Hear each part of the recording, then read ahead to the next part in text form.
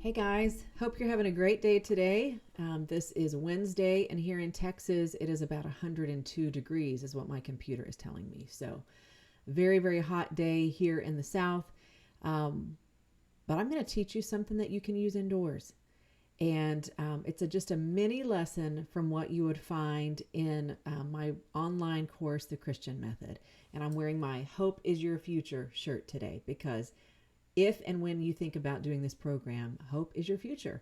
You're going to come out of the program a very different person. And I know that because I experience it all the time. So I've got a visual for you today. It's real simple.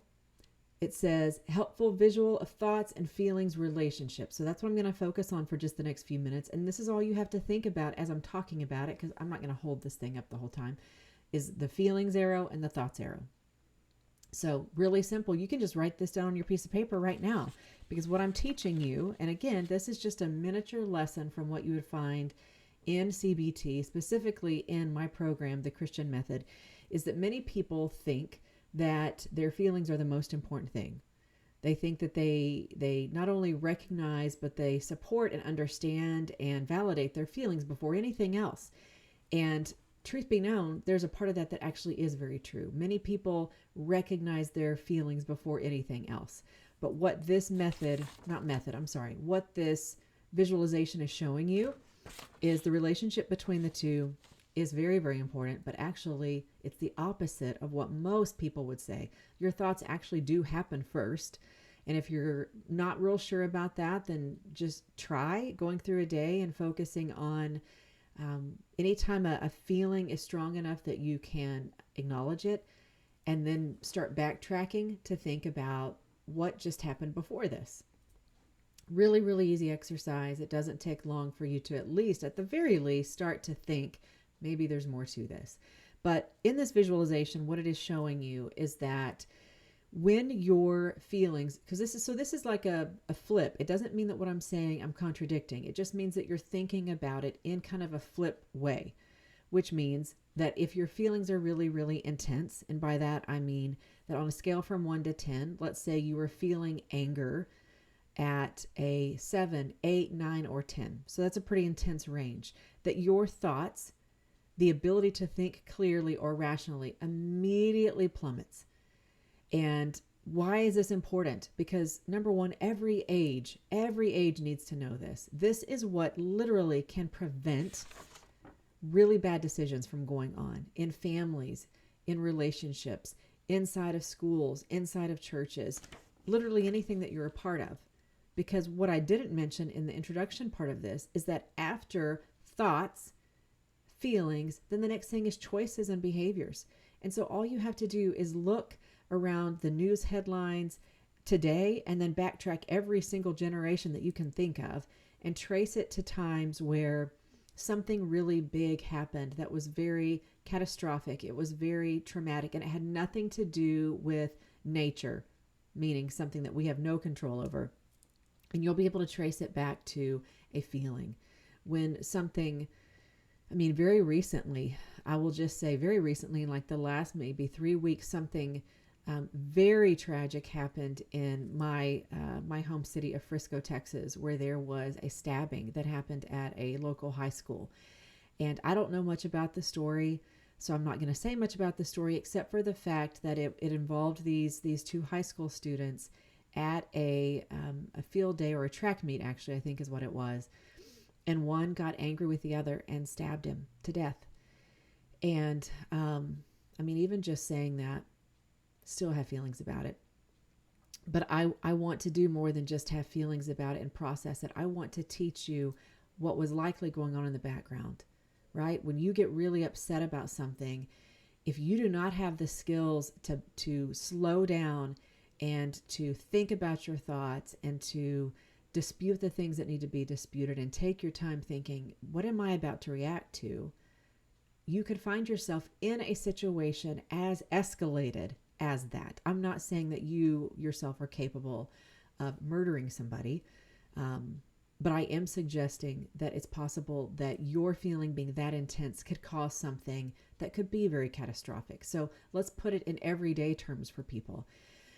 So I'm talking about negative feelings for the moment because that's what usually people struggle with the most and what captures their attention and certainly leads to more relationship hurt and drama and trauma. And so let's say that you're really upset with one of your kids or your spouse. I'll use your spouse in this example. You might be really upset with something that they've done, and maybe it's repetitive. Without a model, without a visual technique such as this, it's very possible that because you feel so lonely or so frustrated or so angry that your thought is, I've got to get out of here. I did not sign up for this, and this is the last straw. Right? Like in that moment, that's exactly the impulse that can take over. And it's because, like on any other day, you may never have thoughts like that, right? You are committed to that relationship. You know that you didn't necessarily understand everything that you signed up for, but you signed up blindly. You said, I do. You have a life with this person. You've created a life with this person. And maybe you have many, many years or decades of history with them.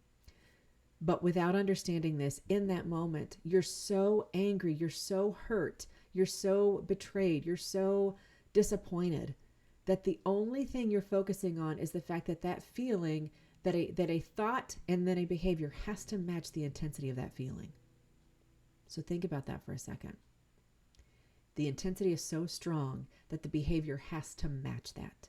So it's no longer enough to just leave the room and to take a time out and to think whatever it is you're thinking. You're just you're putting distance between yourself and that person for a while. It's no longer good enough to do that. You're thinking, I'm going to say something drastic. I'm going to do something drastic. Maybe that's what causes you to leave the room. Maybe that's what causes you to leave the house and to say, I'm not staying here any longer. I'm going to a hotel. Maybe it is what causes you to throw out the divorce word and to say, I'm done here. I'm not putting up with this anymore. I can't take it anymore. But let's replay that again. And now imagine that you understand this is playing in your mind. Okay? So the same scenario happens, but now you are realizing that that feeling is really intense. You're really disappointed, frustrated, angry, betrayed, hurt, any of those feelings. And now you're thinking, I'm taking my pause because you need to take your pause. I wonder what's going on with them. There's no way that all of that can be completely about me.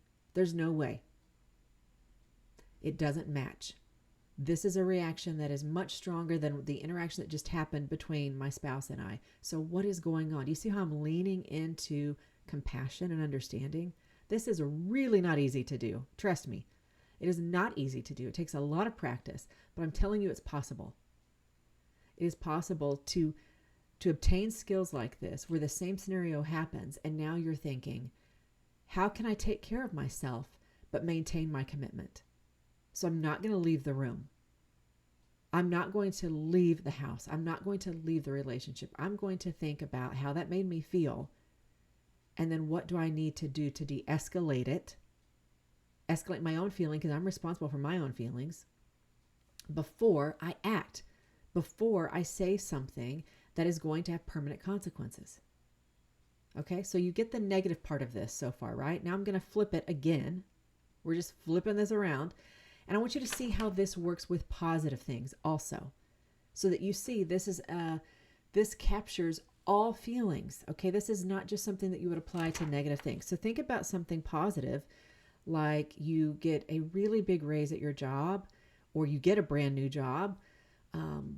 You sold your house, you buy a new house, you realize that you are adding to your family.